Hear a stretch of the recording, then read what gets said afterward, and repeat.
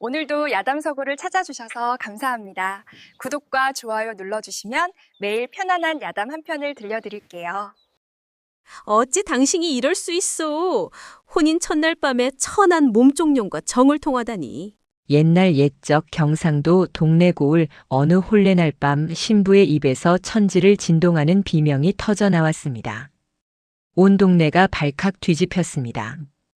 명문가 민대감의 딸이 신방에서 지르는 소리에 잔칫집이 순식간에 아수라장이 되었지요.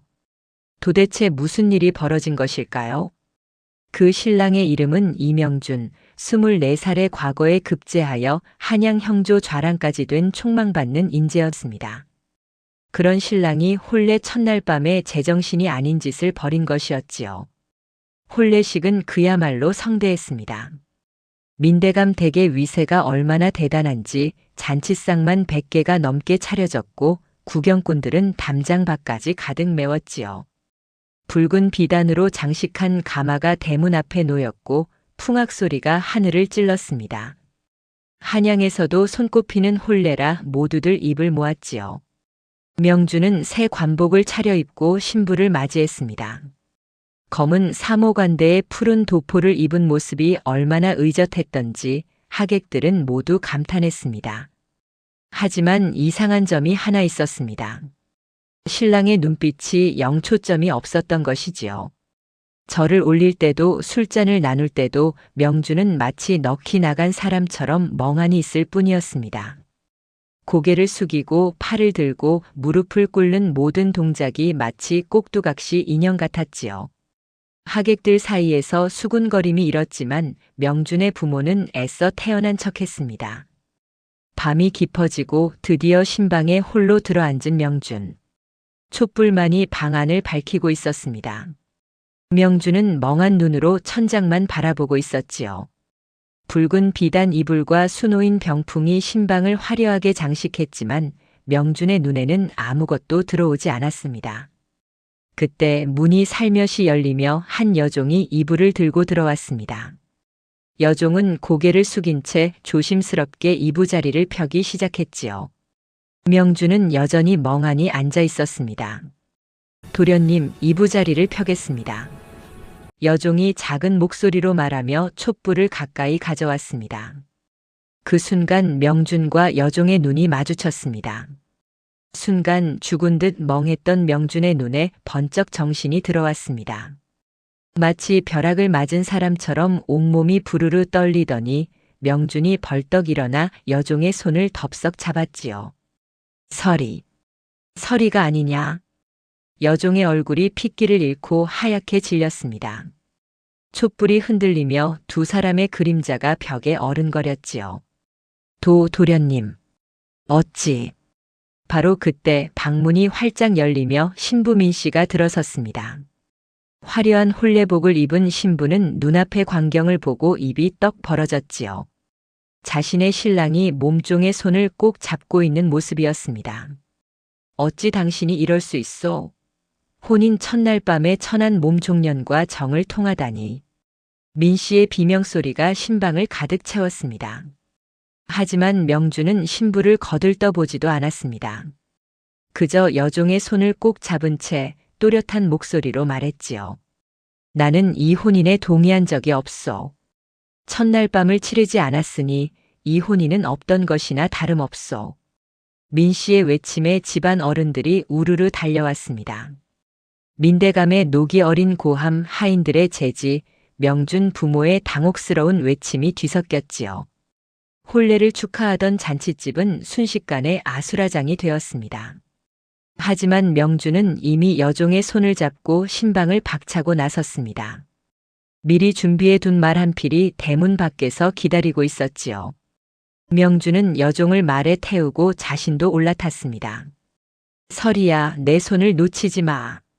도련님. 두 사람은 말에 올라타 어둠 속으로 사라졌습니다. 뒤에서는 횃불을 든 하인들이 뒤쫓았지만 두 사람은 이미 저 멀리 달아나 버린 뒤였지요. 말발굽 소리만이 밤 공기를 가르며 점점 멀어져 갔습니다. 혼례날 밤 신부를 버리고 몸종과 달아난 신랑. 도대체 이 두 사람 사이에는 어떤 사연이 있었던 것일까요? 이 이야기는 그로부터 1년 전으로 거슬러 올라갑니다. 경상도 동네 바닷가 마을 이덕수 댁은 기울어진 대문과 금간 담장으로 몰락을 드러내고 있었습니다. 대문짝은 비스듬히 기울어 여닫기조차 힘들었고 마당에는 잡초가 무성했지요. 처마 끝은 바람에 흔들려 삐걱거리는 소리를 냈고 담장 여기저기에는 구멍이 뚫려 있었습니다. 하지만 이 집안은 원래 그렇지 않았습니다. 조상 대대로 벼슬을 지낸 양반 집안이었지요. 고조부 때는 삼도 수군통 제사까지 지냈고 증조부 때만 해도 땅이 수십 마직이나 되었습니다. 마을에서 가장 큰 기와집에 살았고 종들만 수십 명이었지요. 그러나 세월이 흐르며 집안은 기울기 시작했습니다. 할아버지 대의 영모 사건에 휘말려 재산을 몰수당했고 아버지 이덕수에 이르러서는 팔당마저 다 팔아치워 이제 남은 것이라곤 낡은 집과 책 몇 권뿐이었습니다. 이덕수는 40이 넘도록 과거에 급제하지 못한 채 동네 서당에서 아이들에게 글을 가르치며 근근히 살아가고 있었습니다. 글 한자 가르치는 데 받는 돈이 고작 쌀 한 되었지만 그나마 그것으로 입에 풀칠이나마 할 수 있었지요. 아내 안씨와 단둘이 살다가 40에 가까워서야 겨우 아들 하나를 얻었습니다. 그 아들이 바로 명준이었지요. 이덕수 부부는 늦둥이 아들을 얼마나 귀하게 여겼던지 밤낮으로 아들의 건강을 살폈습니다. 재현아. 어느 날 저녁 이덕수는 책상 앞에 앉은 아들을 불렀습니다. 명준은 23, 한창 과거 공부에 매달릴 나이였지요. 예, 아버지. 우리 집안이 이렇게 된 것은 모두 대대로 과거에 급제하지 못했기 때문이다. 가난은 팔자지만 그를 버리면 짐승이나 다름없느니라. 이덕수의 목소리는 쉬어 있었지만 그 안에는 간절함이 담겨 있었습니다. 평생을 과거에 매달렸지만 이루지 못한 아버지의 한이 묻어났지요. 아버지 염려 마십시오. 소자가 반드시 급제하여 집안을 일으키겠습니다. 명준은 고개를 숙여 절을 올렸습니다. 명준의 눈빛은 흔들림이 없었지요. 아버지의 기대가 얼마나 큰지 그 무게가 얼마나 무거운지 명준은 잘 알고 있었습니다. 이덕수는 아들의 어깨를 두드렸습니다. 명준은 어려서부터 총명했습니다. 5살에 천자문을 떼었고 10살에 사서삼경을 모두 외웠지요. 15에는 시를 지어 고을 수령에게 칭찬을 들었습니다. 동네 훈장들이 모두 명준의 재주를 칭찬했지요. 우리 아들만은 다르다. 반드시 급제할 것이다. 이덕수는 그렇게 믿었습니다. 집안의 마지막 희망은 오직 명준뿐이었으니까요. 만약 명준마저 급제하지 못한다면 이 집안은 완전히 몰락하여 상놈으로 전락할 것이었습니다. 명준은 새벽부터 밤늦게까지 글만 읽었습니다. 손에서 책을 놓는 법이 없었지요. 밥을 먹을 때도 걸을 때도 심지어 잠자리에 들 때까지 책을 손에 쥐고 있었습니다. 밤이 이슥하도록 사랑방의 불빛은 꺼지지 않았지요. 동네 사람들은 명준을 보며 말했습니다. 이가의 도련님은 용모도 수려하고 글솜씨도 뛰어나니 장차 큰 인물이 되실 것이라고 말이지요. 실제로 명준은 빼어난 외모를 지녔습니다. 키는 훤칠했고 눈썹은 검고 진했으며 코는 오똑했지요. 하얀 피부에 붉은 입술은 마치 여인네처럼 곱기까지 했습니다. 길을 걸으면 사람들이 고개를 돌려 쳐다볼 정도였지요. 그런 명준을 보며 동네 처녀들은 수군거렸습니다. 이 도령님을 사위로 삼으면 얼마나 좋을까, 글 공부만 하시니 언제 장가를 가실지 모르겠다고 말이지요. 하지만 명준은 여인들의 시선 따위에는 전혀 관심이 없었습니다. 오직 책, 또 책뿐이었지요. 여인을 가까이 하면 마음이 흐트러진다고 생각했습니다. 어머니 안씨는 가끔 걱정스러운 눈빛으로 아들을 바라보았습니다. 명준아, 너무 무리하지 마라. 몸이 상하면 어쩌려고 그러느냐. 어머니 괜찮습니다. 이제 곧 과거가 있으니 그때까지만 참으면 됩니다. 명주는 환한 미소를 지으며 어머니를 안심시켰습니다. 하지만 명준의 눈 밑에는 어느새 시커먼 그림자가 드리워져 있었습니다. 밤을 새우는 날이 많아지며 얼굴은 창백해졌고 손은 가늘게 떨렸지요. 밤마다 촛불을 켜고 글을 읽는 명준의 그림자가 창호지에 비쳤습니다. 이덕수 부부는 그 그림자를 바라보며 한숨을 쉬었지요. 아들이 너무 애쓰는 것이 안타까웠지만 그렇게라도 해야 집안을 일으킬 수 있었습니다. 명준에게는 오직 하나의 목표만이 있었습니다. 과거에 급제하여 벼슬을 얻고 몰락한 집안을 다시 일으키는 것. 그것만이 명준이 살아가는 이유였습니다. 다른 것은 눈에 들어오지도 마음에 담기지도 않았지요. 그러나 명준은 아직 몰랐습니다. 인생이란 것이 책 속에만 있는 것이 아니라는 사실을 말이지요. 세상에는 책으로는 배울 수 없는 것들이 훨씬 더 많다는 것을 명준은 곧 깨닫게 될 것이었습니다. 이 도령님. 동네 장날이면 어김없이 나타나는 처녀가 하나 있었습니다. 박홍주라는 20살 처녀였지요. 홍주는 키가 크고 건장한 체격에 목소리도 우렁찼습니다. 여염집 교수들처럼 얌전히 있지 못하고 늘 밖으로 나돌아다니는 활달한 성격이었지요. 홍주는 떡 보따리를 들고 명준을 따라다녔습니다. 명준이 책방에 가면 따라가고 약방에 가면 또 따라갔습니다. 명준이 어디를 가든 그림자처럼 따라붙었지요. 도련님, 어머니께서 직접 만드신 인절미입니다. 하나만 드셔보세요. 홍주가 보따리를 열어 하얀 인절미를 내밀었습니다. 콩고물이 수북이 묻어 있었지요. 명주는 고개를 저으며 걸음을 재촉했습니다. 고맙지만 사양하겠소. 아이고, 그러지 마시고요. 정성껏 만든 건데. 홍주는 명준의 앞을 가로막고 섰습니다. 명준은 어쩔 수 없이 걸음을 멈췄지요. 홍주의 얼굴에는 환한 웃음이 가득했습니다. 하지만 홍주는 여기서 그치지 않았습니다.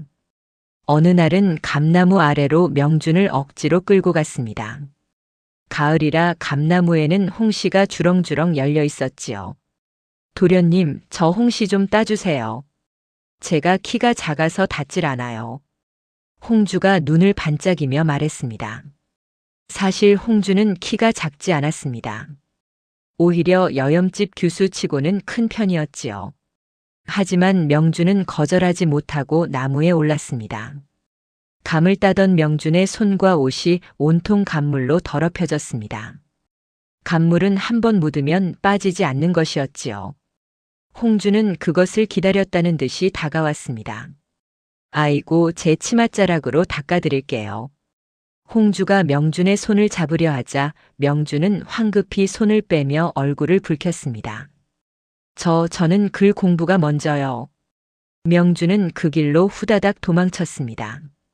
뒤에서 홍주가 웃으며 부르는 소리가 들렸지만 명준은 뒤도 돌아보지 않았지요. 그날 이후 장날만 되면 명준은 골목을 피해 돌아다니기 시작했습니다. 홍주가 나타날까봐 전전긍긍했지요. 큰 길 대신 뒷골목으로 다니고 장터 대신 한적한 곳만 골라 다녔습니다. 하지만 홍주만이 문제가 아니었습니다. 다른 처녀들도 명준을 보면 눈길을 보냈지요.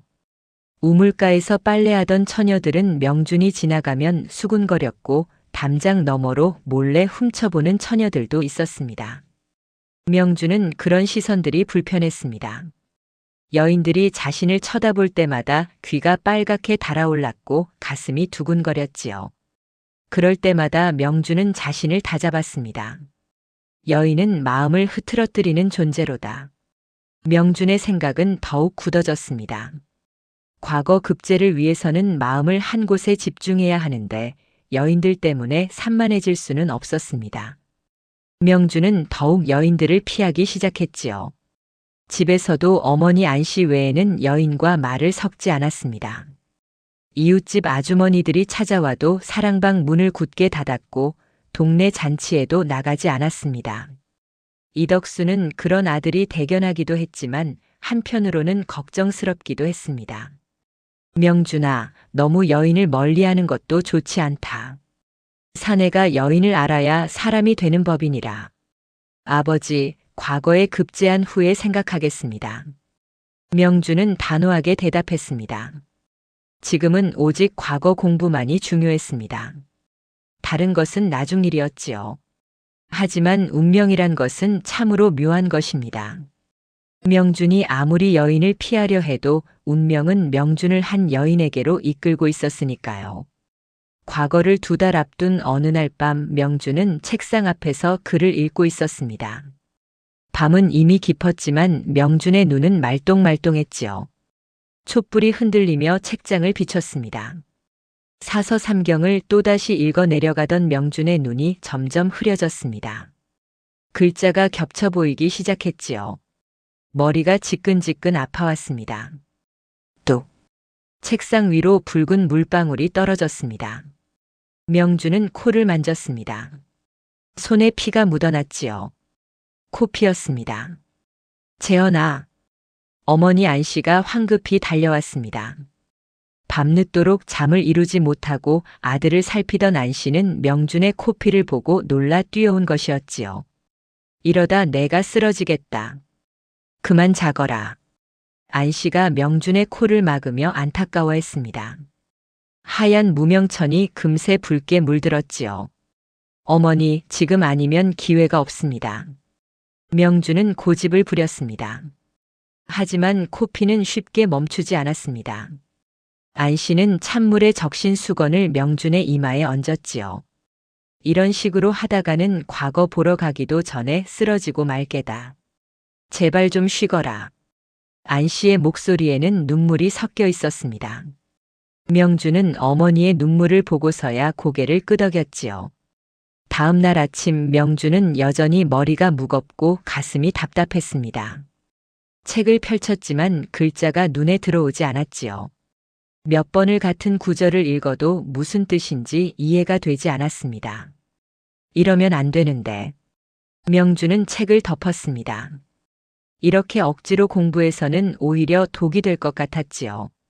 명준은 결심했습니다. 오늘 하루만은 쉬기로 말이지요. 오후가 되자 명준은 책을 놓고 혼자 집 밖으로 나갔습니다. 사랑방에 갇혀 있으면 숨이 막혀 죽을 것 같았습니다. 바람이라도 쐬지 않으면 미쳐버릴 것 같았지요. 후. 들판의 바람이 얼굴을 스쳤습니다. 시원한 바람이 명준의 뜨거운 이마를 식혀주었지요. 명준은 비로소 숨을 쉴 수 있었습니다. 발길 닿는 대로 걷다 보니 어느새 마을 끝자락까지 왔습니다. 저 멀리 우물이 보였지요. 버드나무가 우물가를 둘러싸고 있었고 그 그늘이 시원해 보였습니다. 명준은 우물가로 향했습니다. 버드나무 아래는 햇빛이 들지 않아 서늘했지요. 명준은 우물가에 주저앉았습니다. 우물에 비친 자신의 얼굴을 내려다보았습니다. 창백한 얼굴, 시커먼 눈밑, 핏기 없는 입술. 명준은 자신의 모습에 놀랐습니다.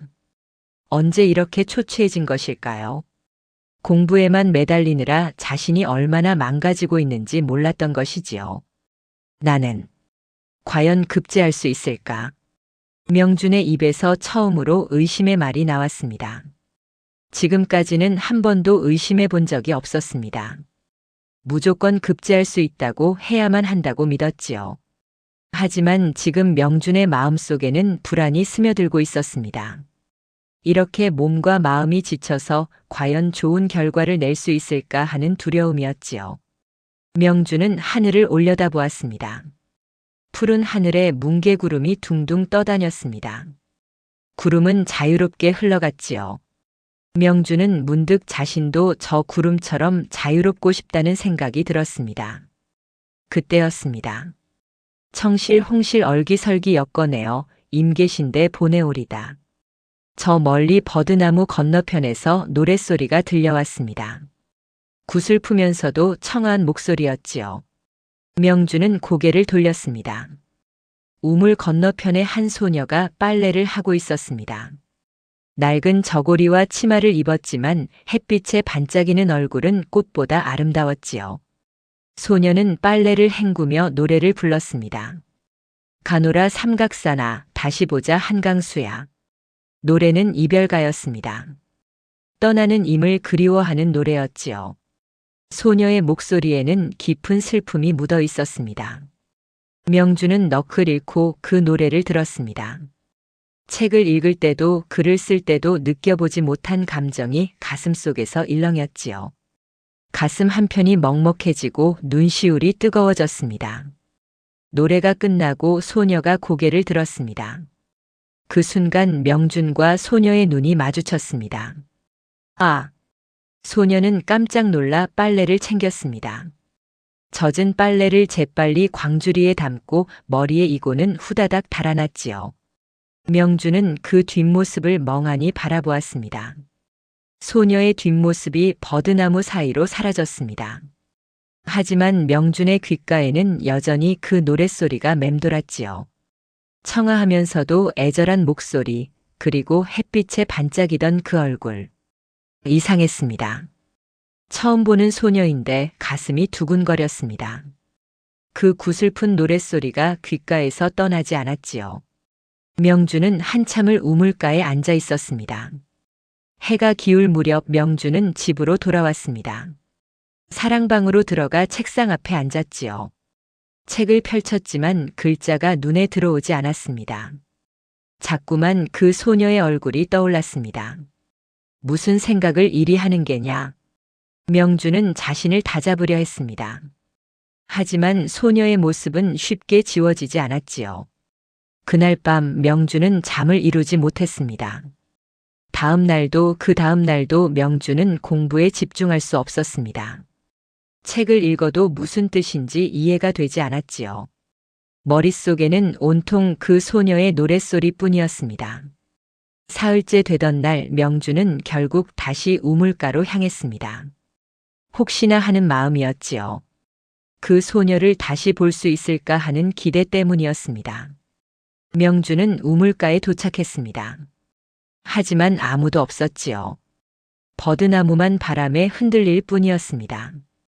명준은 실망했습니다. 한 시즌을 기다렸지만 소녀는 나타나지 않았습니다. 명준은 발길을 돌리려 했지요. 그때 저 멀리 빨래 광주리를 머리에 인 소녀가 나타났습니다. 바로 그 소녀였습니다. 명준의 가슴이 두근거렸지요. 소녀는 명준을 보고 잠시 멈칫했지만 이내 우물가로 다가왔습니다. 명준은 서둘러 다가갔습니다. 아가씨, 제가 들어드리겠소. 소녀는 놀라 뒤로 물러섰지만 명준은 이미 빨래 광주리를 받아들고 있었습니다. 광주리는 생각보다 무거웠지요. 젖은 빨래가 가득 담겨 있었습니다. 아니되옵니다. 도련님께서 어찌... 소녀가 당황하며 말했습니다. 하지만 명준은 광주리를 놓지 않았지요. 괜찮소. 무거우실 텐데. 두 사람은 말없이 언덕을 올랐습니다. 어색한 침묵이 흘렀지요. 명준은 무슨 말을 해야 할지 몰라 입만 벙긋거렸습니다. 저기, 아가씨 성함이 어찌 되시오? 명준이 조심스레 물었습니다. 소녀는 고개를 숙인 채 작은 목소리로 대답했지요. 전, 윤설이라 하옵니다. 설이. 명준은 그 이름을 입안에서 몇 번이고 굴려보았습니다. 이상하리만치 마음에 남는 이름이었지요. 눈설자에 빛날 희자, 눈처럼 깨끗하고 빛나는 여인이라는 뜻이었습니다. 저는 이명준이라 하오. 알고 있사옵니다. 동네에서 소문난 수제 도련님이시지요. 설이가 살짝 미소를 지었습니다. 명준의 가슴이 또 한 번 뛰었지요. 설이의 미소는 봄날의 햇살처럼 따스했습니다. 언덕 위에 도착하자 명준은 광주리를 내려놓았습니다. 설이가 고개를 숙여 인사했지요. 고맙습니다, 도련님. 아니요. 제가 도와드릴 수 있어 기뻤소. 설이가 광주리를 들고 골목 안으로 사라졌습니다. 명준은 그 뒷모습을 한참 동안 바라보았지요. 그날부터 명준은 우물가를 자주 찾았습니다. 설이가 빨래하러 오는 시간에 맞춰 우물가에 나갔지요. 처음에는 멀리서 지켜보기만 했습니다. 며칠이 지나자 설이도 명준이 있다는 것을 알았습니다. 설이는 명준을 보면 살짝 미소를 지었지요. 명준도 미소로 화답했습니다. 일주일이 지나고 두 사람은 조금씩 말을 나누기 시작했습니다. 처음에는 날씨 이야기, 계절 이야기 같은 짧은 대화였지요. 하지만 시간이 흐르며 대화는 길어졌습니다. 명준은 설이와 이야기를 나누는 것이 즐거웠습니다. 책을 읽을 때보다 글을 쓸 때보다 훨씬 더 마음이 편안했지요. 설이의 목소리를 듣고 있으면 세상의 모든 근심이 사라지는 것 같았습니다. 설이도 명준과 이야기하는 시간을 좋아했습니다. 평생 고단한 삶만 살아온 설이에게 명준과의 대화는 유일한 즐거움이었지요. 한 달이 지나자 두 사람은 서로에게 마음을 열기 시작했습니다. 어느 날 설이가 조심스레 자신의 사정을 털어놓았습니다. 도련님, 저희 아버지는 절름발이이십니다. 설이의 목소리가 떨렸습니다. 명준은 설이를 바라보며 귀를 기울였지요. 젊어서 다친 다리가 나으질 않아 일을 할 수가 없으십니다. 그래서 저희 집은 늘 가난했지요. 설이는 눈시울을 붉혔습니다. 명준의 가슴이 아려왔지요. 어머니는 작년에 돌아가셨습니다. 어찌된 일이요? 명준이 조심스레 물었습니다. 설이는 한참을 입을 열지 못하다가 이내 눈물을 흘리며 말했지요. 빚을 받으러 온 왈패들이 어머니를 끌고 갔습니다. 모욕을 당하고 돌아온 어머니는 그날 밤 스스로 목숨을 끊으셨지요. 설이의 눈에서 떨어지는 눈물을 보고 명준의 속에서 뜨거운 분노가 치밀어 올랐습니다. 주먹이 저절로 불끈 쥐어졌지요. 그 왈패들은 아직도 우리 집에 옵니다. 어머니가 돌아가신 후에도 빚을 갚으라고 매일같이 찾아옵니다. 설이가 떨리는 목소리로 말했습니다. 명준은 설이의 손을 꼭 잡아주고 싶었지만 차마 그럴 수 없었지요. 신분의 차이가 엄연히 있었으니까요. 아버지는 무릎을 꿇고 빌지만 그자들은 들은 척도 하지 않습니다. 오히려 더 많은 이자를 요구하지요. 설이는 손으로 얼굴을 가렸습니다. 어깨가 들썩이며 흐느꼈지요. 명준은 그런 설이를 바라보며 마음이 찢어지는 것 같았습니다. 얼마나 되는 빚이요? 명준이 물었습니다. 설이는 고개를 들었지요. 은백냥이옵니다. 원래는 50냥이었는데 이자가 붙고 또 붙어서 100냥이 되었습니다. 100냥. 평민에게는 평생 모아도 갚기 힘든 큰돈이었습니다. 하지만 명준에게도 쉽지 않은 돈이었지요. 명준의 집안도 가난하기는 마찬가지였으니까요. 그날 이후 명준은 밤잠을 설쳤습니다. 설이를 도와주고 싶었지만 자신도 돈이 없었습니다. 고민만 깊어질 뿐이었지요. 며칠이 지난 어느 날 명준은 우물가로 가다가 설이의 집 근처를 지나게 되었습니다. 그때 왈패들의 목소리가 들렸지요. 명준은 담장 뒤에 몸을 숨겼습니다. 윤성달, 2달이다. 2달 안에 돈 못 갚으면 이번엔 딸을 데려가겠다. 왈패들의 고함 소리가 골목을 울렸습니다. 명준은 담장 틈새로 안을 들여다보았지요. 서너 명의 왈패들이 마당에 서 있었고 절뚝거리는 노인이 그들 앞에 무릎을 꿇고 있었습니다. 제발. 조금만 더 기다려 주시오. 딸아이만은. 윤성달이 두 손을 모아 빌었습니다. 하지만 왈패들은 비웃기만 했지요. 기다려줘? 우리가 자선 사업하는 줄 아냐? 2달이다. 딱 2달만 기다려주마. 왈패 중 우두머리로 보이는 자가 윤성달의 멱살을 잡았습니다. 윤성달은 그대로 땅바닥에 나뒹굴었지요. 그 예쁜 딸년 기방에 팔면 큰돈 받을 수 있을 게다. 크크크. 왈패들이 음흉하게 웃었습니다. 명준의 온몸에 소름이 돋았지요. 저자들이 설이를 기방에 팔아넘기려 한다니. 안 됩니다. 딸만은 안 됩니다. 윤성달이 왈패들의 다리를 붙잡았습니다. 하지만 왈패들은 윤성달을 발로 걷어찼지요. 윤성달은 피를 흘리며 쓰러졌습니다. 2달이다.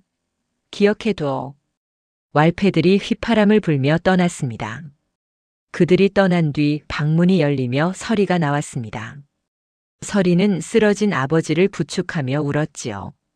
아버지, 아버지. 서리의 울음소리가 골목에 울려 퍼졌습니다. 명주는 이를 악물었지요. 주먹에 힘을 주자 손톱이 손바닥에 박혔습니다. 2달. 2달 안에 내가 저 아이를 구해야 한다. 명주는 담장에서 물러나 집으로 돌아왔습니다. 하지만 머릿속에는 온통 서리의 울음소리 뿐이었지요. 그날 밤 명주는 잠을 이루지 못했습니다. 이불을 뒤척이며 밤을 새웠지요.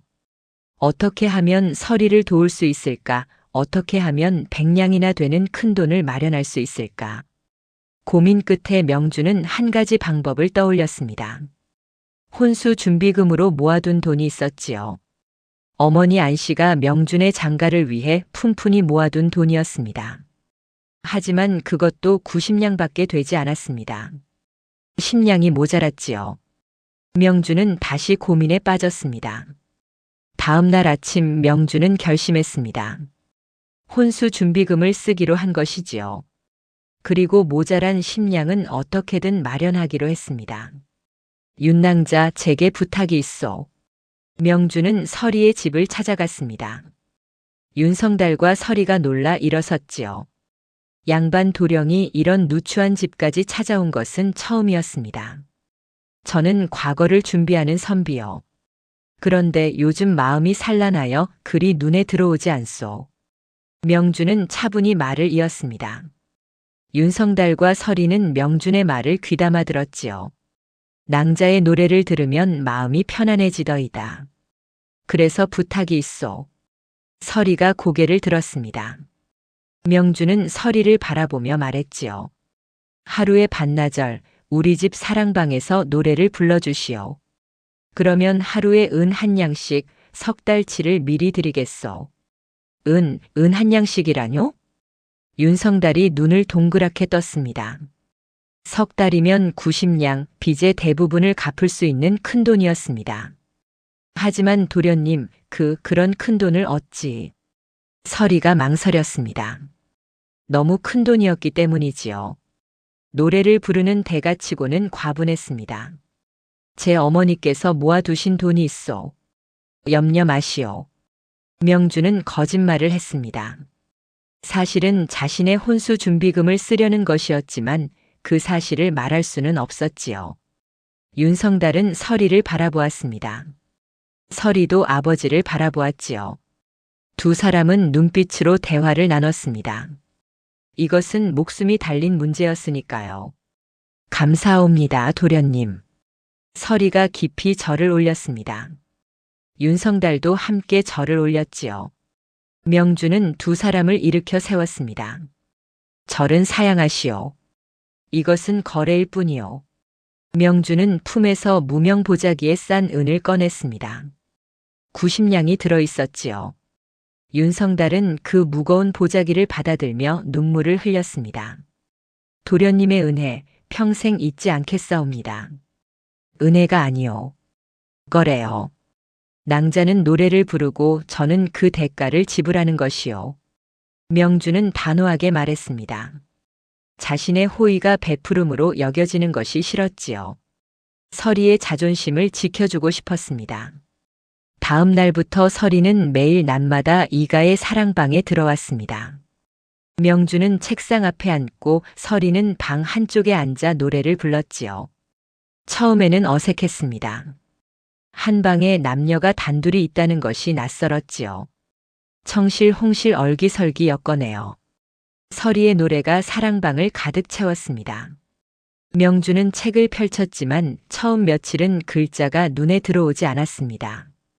귀와 눈이 온통 서리에게만 갔지요. 서리의 목소리, 서리의 숨소리, 서리가 움직일 때 나는 옷깃 스치는 소리. 모든 것이 명준의 신경을 곤두세웠습니다. 하지만 시간이 흐르자 명준은 조금씩 익숙해졌습니다. 서리의 노래를 배경 삼아 글자가 또렷이 눈에 들어오기 시작했지요. 신기하구나. 정말로 공부가 잘 되는구나. 명준은 놀라워했습니다. 서리의 노래는 명준의 마음을 안정시켜 주었습니다. 산란했던 마음이 차분해지고 흐트러졌던 생각이 정리되었지요. 책의 내용이 이해되기 시작했고 글씨를 쓸 때도 손이 떨리지 않았습니다. 명준의 실력은 날로 늘어갔지요. 하지만 집안에서는 말이 많았습니다. 특히 어머니 안씨가 걱정을 많이 했지요. 여보, 다 큰 남녀를 한 방에 두면 어찌하자는 거요? 무슨 탈이라도 나면 어쩌려고. 안씨가 발을 동동 굴렀습니다. 밤마다 남편 이덕수에게 걱정을 토로했지요. 부인 재현이를 믿어봅시다. 사내가 여인을 찾는 것도 팔자요. 이덕수는 아들을 믿었습니다. 명준이 평생 책만 보며 여인을 멀리했는데 이번 기회에 여인을 가까이 하는 것도 나쁘지 않다고 생각했지요. 아니, 그게 무슨. 재현이는 책밖에 모르는 녀석이요.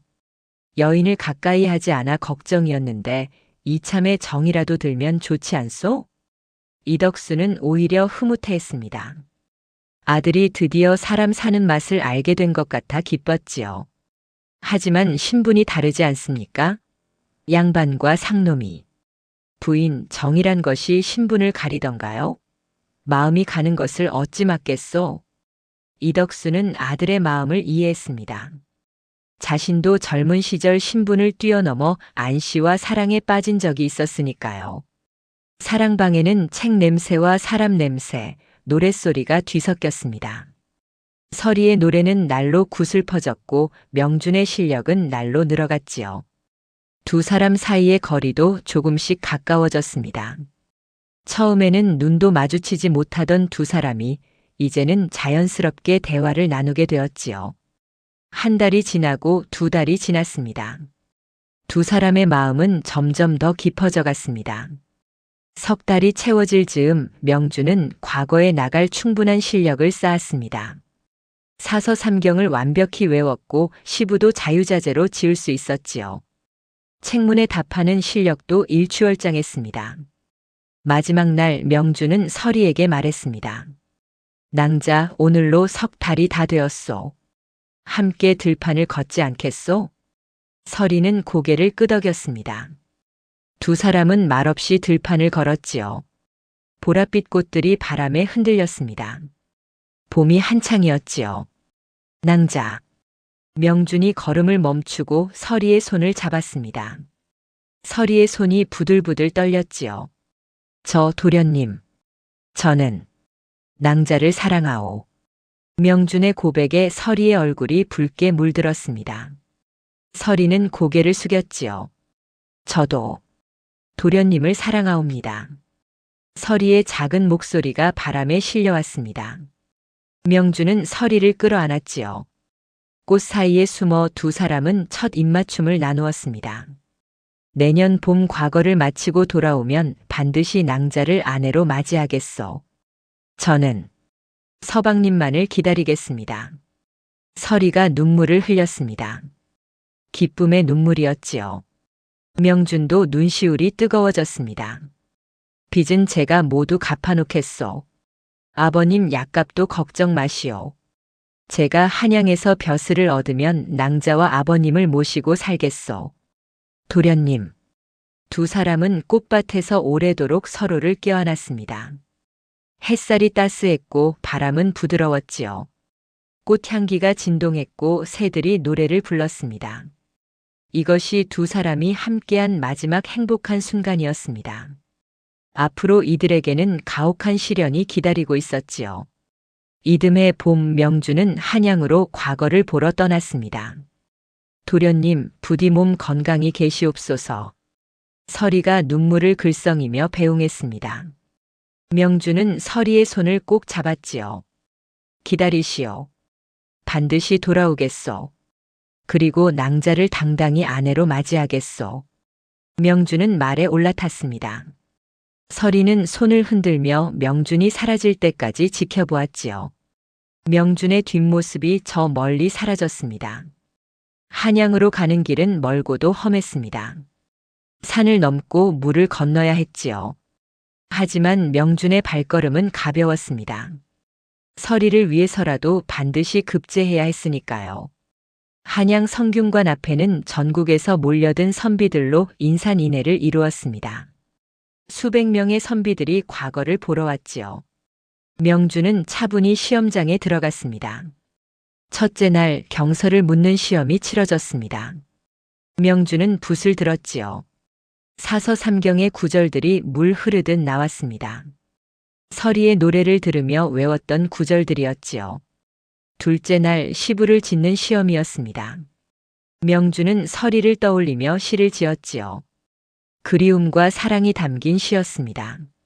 시험관들은 명준의 시를 읽으며 고개를 끄덕였습니다. 셋째 날 책문을 답하는 시험이었습니다. 나라를 다스리는 도리를 물었지요. 명준은 백성을 사랑하는 마음으로 답안을 썼습니다. 백성이 편안해야 나라가 편안하다는 내용이었지요. 시험이 끝나고 보름이 지났습니다. 방이 나붙었지요. 명준은 떨리는 마음으로 방을 확인했습니다. 이명준. 명준의 이름이 당당히 올라 있었습니다. 그것도 상위권의 말이지요. 명준은 눈물을 흘렸습니다. 평생의 꿈이 이루어진 순간이었지요. 며칠 후 왕이 상위권 합격자들의 답안지를 직접 보았습니다. 이명준의 답안지를 올리시오. 왕은 명준의 답안지를 읽었습니다. 필력이 곧고 뜻이 바른 글이었지요. 이자를 형조 좌랑으로 발탁하라. 왕의 명이 떨어졌습니다. 명준은 벼슬까지 받게 되었지요. 형조 좌랑, 정육품 벼슬이었습니다. 명준은 형조에 나가 임명장을 받았습니다. 하지만 명준의 머릿속에는 오직 서리의 얼굴뿐이었지요. 서리야, 이제 당신을 떳떳이 아내로 맞이할 수 있소. 명준은 기뻐했습니다. 이제 돌아가서 서리와 혼례를 올리면 되는 것이었지요. 급제의 기쁨도 잠시 명준은 곧장 동네로 내려왔습니다. 서리에게 기쁜 소식을 전하고 혼례를 올리려는 것이었지요. 느티나무 아래 서리의 집을 찾은 명준. 그런데 대문이 굳게 닫혀 있었습니다. 이상했지요. 낮인데 문이 닫혀 있다니. 서리야, 서리야. 명준이 문을 두드렸지만 대답이 없었습니다. 명준은 문을 밀었지요. 문이 삐걱거리며 열렸습니다. 마당에는 풀만 무성했고 집은 텅 비어 있었습니다. 서리야, 아버님. 명준이 방문을 열었지만 안에는 아무도 없었습니다. 먼지만 가득했지요. 사람이 산 흔적이 없었습니다. 이웃 어르신 윤낭자는 어디 가셨습니까? 명준이 옆집 노인에게 물었습니다. 허구한 날 왈패들이 드나들더니 어느 날부턴가 부녀가 통 보이질 않더이다. 노인이 고개를 저었습니다. 언제부터입니까? 한 달쯤 되었나? 정확히는 모르겠네. 명준의 얼굴이 하얗게 질렸습니다. 한 달 전이라면 자신이 한양에 있을 때였습니다. 아버님은요? 윤성달 어르신은요?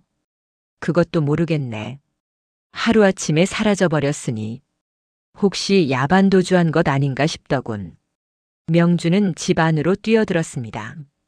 방문을 열고 마루를 뒤졌지요. 하지만 아무런 단서도 찾을 수 없었습니다. 서리야, 서리야. 명준은 주저앉아 울부짖었습니다. 손이 부들부들 떨렸지요.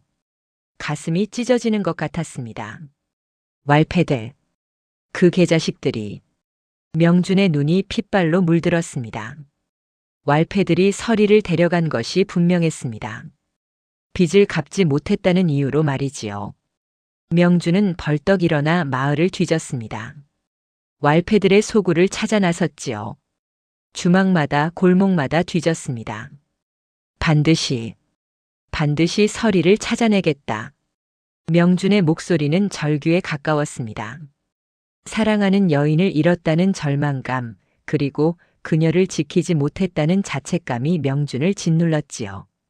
며칠을 헤매었지만 명주는 서리의 행방을 찾을 수 없었습니다. 왈패들의 소굴도 비어 있었지요. 모두 어디론가 사라져버린 것이었습니다. 결국 명주는 한양으로 돌아올 수밖에 없었습니다.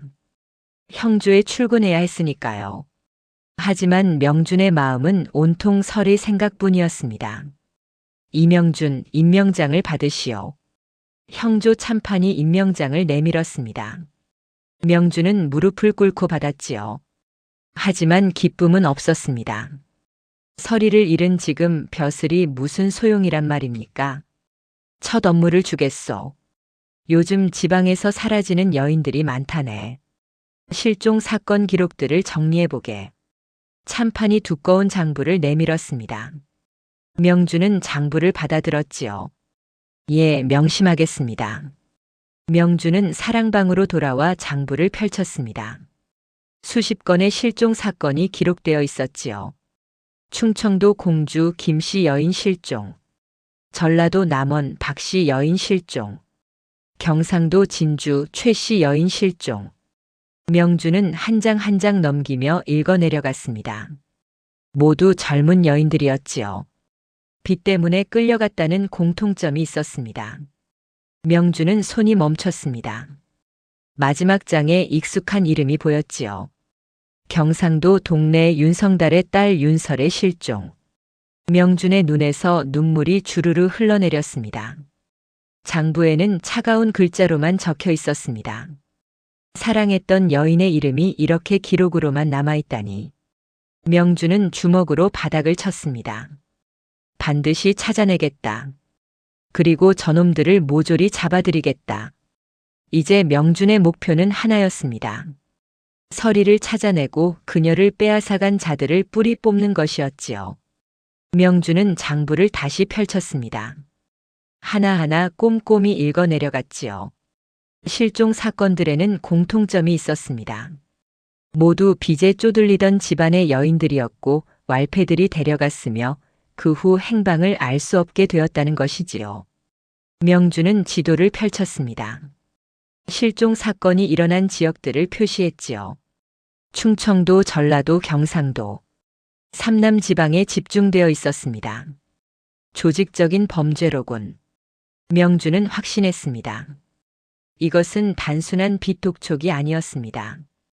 여인들을 납치하여 어딘가에 팔아넘기는 조직적인 범죄였지요. 명주는 관복을 벗고 사복 차림으로 동네 인근을 누볐습니다. 형조 좌랑이라는 신분을 숨기고 평범한 선비 행세를 했지요. 시장에서, 주막에서, 뒷골목에서 왈패들의 흔적을 찾았습니다.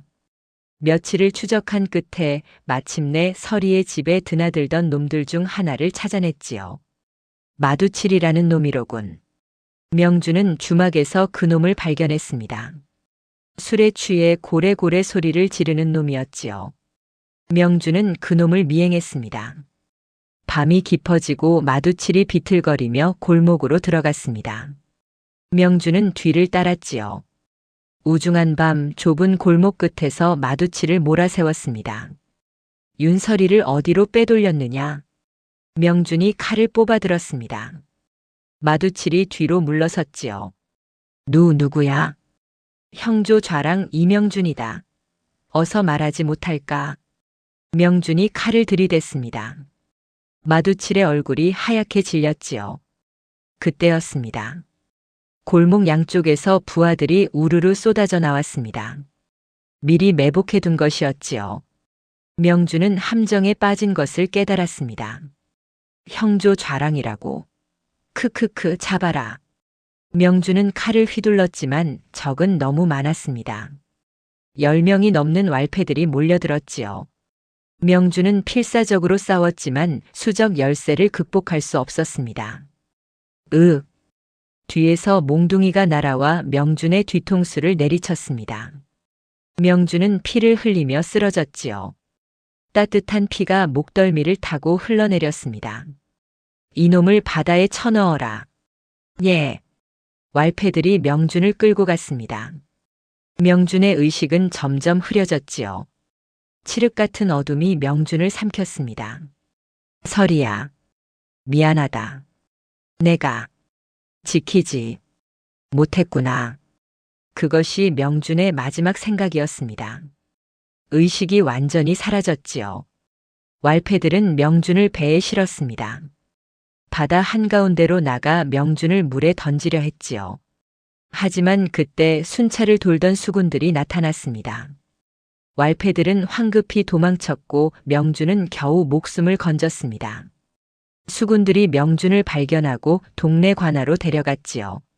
며칠 후 명준은 눈을 떴습니다. 재현아, 재현아. 침상 곁에는 부모가 앉아 있었습니다. 어머니 안씨가 명준의 손을 꼭 잡고 울고 있었지요. 어디? 여기가 어디요? 명준의 목소리는 어눌했습니다. 눈은 떴지만 초점이 없었지요. 눈동자가 이리저리 흔들렸습니다. 우리 아들 정신을 차려라. 아버지 이덕수가 명준을 흔들었지만 명준은 멍한 표정으로 천장만 바라보았습니다. 이름을 물어도 대답을 못했고 부모를 알아보지도 못했지요. 의원 어른, 우리 아들이 왜 이러는 겁니까? 머리를 심하게 다쳐 정신이 온전치 못합니다. 목숨을 건진 것만도 다행이지요. 의원은 한숨을 쉬었습니다. 뇌를 다친 환자는 회복이 어렵다고 했지요. 며칠이 지나자 명준은 겨우 부모를 알아보게 되었습니다. 하지만 말은 어눌했고 행동은 어린아이 같았지요. 밥을 먹을 때도 흘렸고 걸을 때도 비틀거렸습니다. 문제는 그 사이 명준의 급제 소식이 조정에 퍼졌다는 것입니다. 권세 높은 민대감이 사위로 점찍었지요. 부인, 이런 좋은 혼처를 놓칠 수 없어. 이덕수가 안씨에게 말했습니다. 민대감은 삼정승 중 한 명이었습니다. 그 집안과 혼사를 맺으면 명준의 앞날이 탄탄대로일 것이었지요. 하지만 여보, 명준이 상태가... 안씨가 걱정스레 말했습니다. 걱정 마시오. 겉으로 보기엔 멀쩡하지 않소? 혼례만 치르면 됩니다. 이덕수는 아들의 상태를 숨기기로 했습니다. 가난한 집안이 명문가와 혼사를 맺을 기회였으니까요.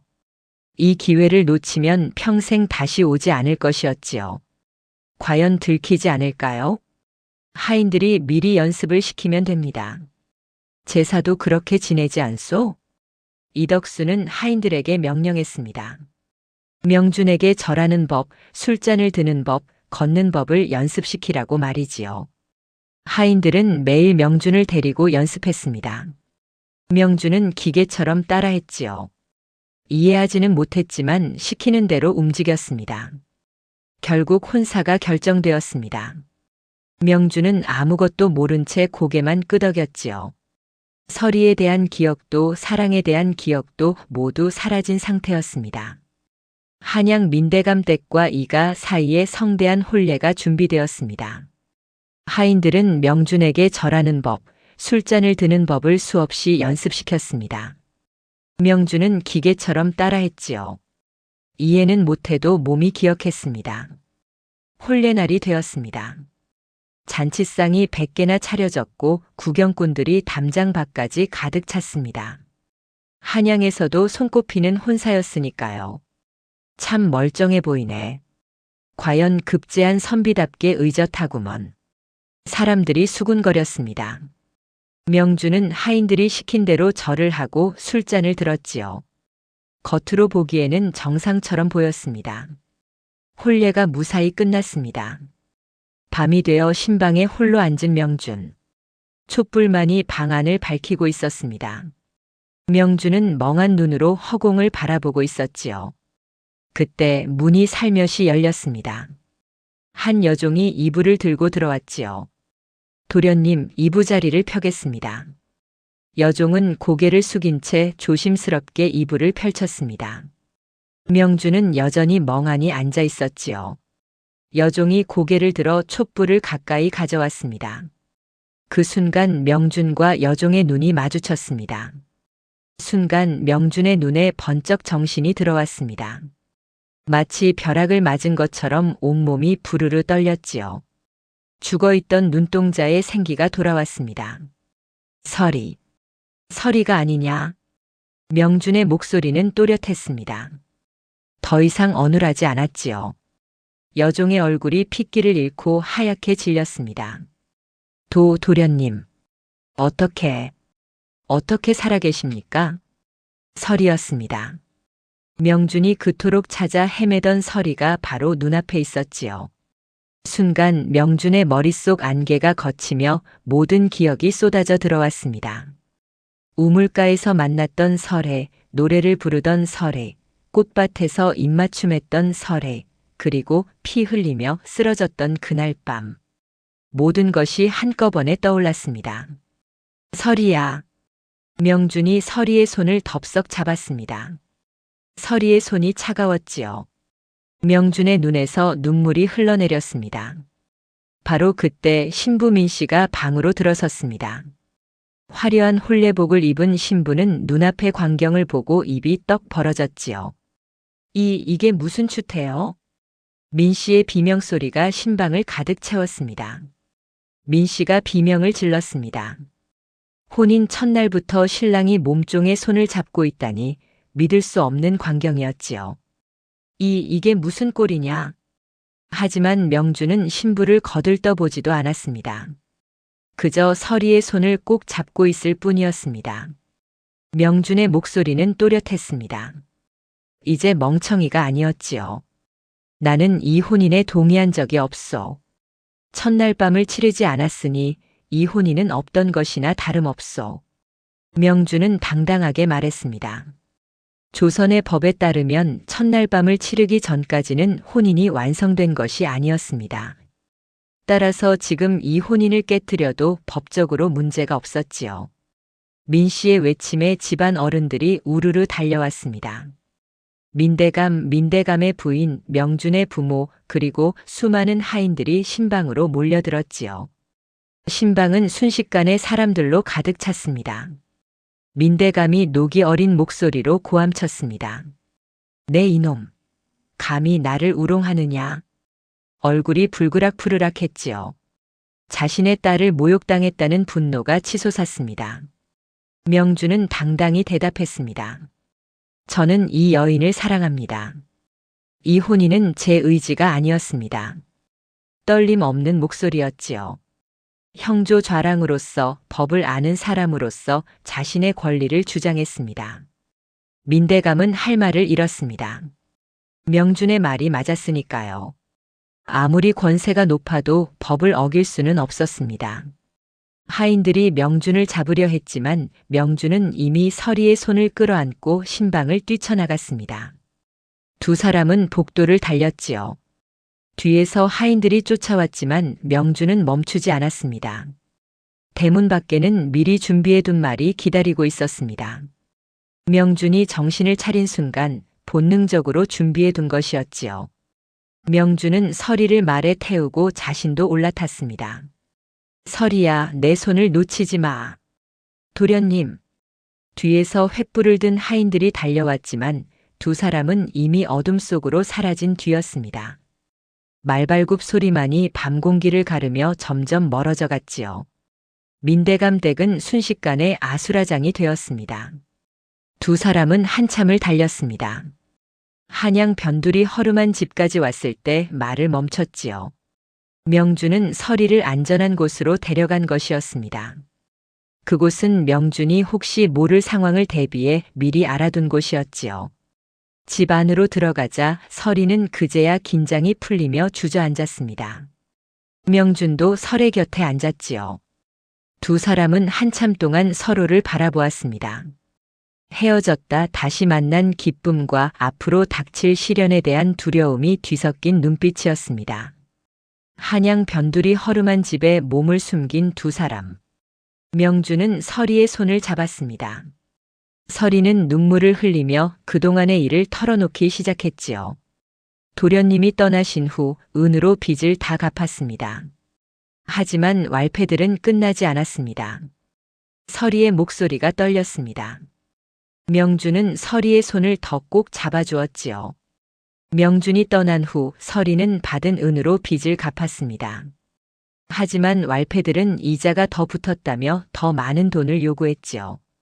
그리고 마침내 서리를 데려가 기방에 팔려고 했습니다. 아버지께서 막아섰지만 그들은 아버지를 때려 죽였습니다. 서리가 흐느꼈습니다. 명준의 눈에서도 눈물이 흘러내렸지요. 윤성달은 딸을 지키려다 왈패들에게 맞아 죽은 것이었습니다. 그때 한 고위 대신이 사람을 보내 저를 데려갔습니다. 민대감 집안의 몸종으로 들어오게 되었지요. 서리는 그날의 일을 떠올리며 몸을 떨었습니다. 정신을 잃었다 깨어났을 때는 이미 한양에 와 있었지요. 민대감 집안의 몸종으로 말이었습니다. 민대감이 바로 그 왈패들의 뒤를 봐주던 자였습니다. 명주는 주먹을 불끈 쥐었습니다. 민대감이 전국의 왈패들을 조종하여 여인들을 납치하고 있었던 것이지요. 빚에 쪼들리는 집안의 여인들을 노려 빚을 미끼로 여인들을 빼앗아 기방에 팔아넘기는 조직을 운영하고 있었습니다. 좋소. 아직 내 벼슬과 관이는 살아있소. 이제부터는 형조의 이름으로 저들을 베어버릴 것이요. 명주는 서늘하게 웃었습니다. 다음 날 아침 명주는 형조 청사로 향했습니다.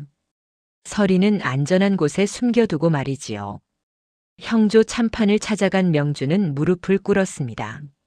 참판 대감, 제가 맡은 실종 사건의 중대한 단서를 찾았습니다. 참판이 고개를 끄덕였습니다. 명주는 차분히 설명했지요. 민대감과 연결된 왈패 조직이 여인들을 납치하여 기방에 팔고 있다고 말이었습니다. 증거가 있는가? 있습니다. 그리고 증인도 있습니다. 명주는 서리를 불러왔습니다. 서리가 모든 것을 증언했지요. 자신의 아버지가 어떻게 죽었는지, 자신이 어떻게 끌려왔는지, 민대감 집안에서 무엇을 보고 들었는지 낱낱이 말했습니다. 참판의 얼굴이 굳어졌습니다. 만약 이것이 사실이라면 조정을 뒤흔들 대사건이었습니다. 하지만 민대감은 삼정승 중 한 명이었습니다. 함부로 건드릴 수 없는 인물이었지요. 신중히 처리하겠네. 참판은 신중한 태도를 보였습니다. 하지만 명주는 물러서지 않았지요. 형조는 비밀리에 수사망을 넓히기 시작했습니다. 형조는 비밀리에 수사망을 넓혔습니다. 왈패들의 소굴에 병사들을 들이닥치게 하고 잡힌 자들을 하나씩 신문했지요. 고문을 견디지 못한 놈들이 입을 열기 시작했습니다. 고을 수령이 뒤를 봐줬다는 증언이 나왔습니다. 수령을 보호한 건 병조 판서였다는 말도 나왔지요. 그 위에는 민대감이 있었습니다. 줄줄이 이름이 나왔지요. 수십 년간 이어진 범죄 조직의 실체가 드러난 것이었습니다. 형조는 모든 증거를 수집하여 임금에게 보고했지요. 당장 관련자 전원을 잡아들이라. 임금은 크게 노했습니다. 민대감과 병조 판서는 옥에 갇혔습니다. 수령과 왈패들도 모두 잡혀 들어갔지요. 조정은 발칵 뒤집혔습니다. 재판이 열렸습니다. 민대감은 모든 것을 부인했지만 증거와 증인이 너무 많았습니다. 결국 사형을 선고받았고 나머지는 유배형에 처해졌지요. 모든 사건이 정리된 후 명주는 서리를 데리고 부모를 찾아갔습니다. 이덕수 부부는 서리의 사연을 듣고 눈물을 흘렸습니다. 하마터면 범죄자를 사돈으로 둘 뻔했구나. 내가 첫날 밤을 치르지 않은 게 천만다행이다. 이덕수가 명준의 어깨를 두드렸습니다. 안씨도 서리의 손을 잡았지요. 설의 낭자, 우리 며느리가 되어주시겠소? 서리가 눈물을 흘리며 절을 올렸습니다. 조용하지만 정식으로 명준과 서리의 혼례가 치러졌지요. 성대하지는 않았지만 진심이 담긴 혼례였습니다. 이 세상이 다하는 날까지 그대만을 사랑하겠소. 저도 서방님만을 따르겠습니다.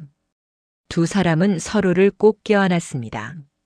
고난의 시간을 겪고 난 후의 행복은 더욱 값진 것이었지요. 옛말에 명찰추호라는 말이 있습니다. 가을날 가느다란 짐승 털까지 가려낸다는 뜻이지요. 아무리 교묘하게 숨겨도 악행은 언젠가 드러나는 법입니다. 그리고 억울한 이들의 눈물에도 언젠가는 주인이 생기는 법이지요. 명주는 형조에서 계속 일하며 백성들을 위해 힘썼습니다. 설이는 명준 곁에서 그를 돕는 현명한 아내가 되었지요. 두 사람은 어려운 이웃을 돕는 일에 앞장섰습니다. 세월이 흘러 명준과 설이는 아들 셋, 딸 둘을 낳았습니다. 아이들은 모두 건강하게 자랐지요. 명준은 자식들에게 늘 말했습니다. 세상에는 책으로 배울 수 없는 것들이 있느니라. 진정한 사랑과 정의가 무엇인지 그것은 가슴으로 배우는 것이니라. 아이들은 아버지의 말을 가슴 깊이 새겼습니다. 명준의 집안은 다시 일어섰고 대대로 백성을 사랑하는 집안으로 이름을 남겼지요. 다음 영상을 빠르게 만나보시려면 좋아요와 구독을 눌러주세요. 그럼 더 재미있는 영상으로 찾아뵙겠습니다. 모두 행복한 하루 보내세요.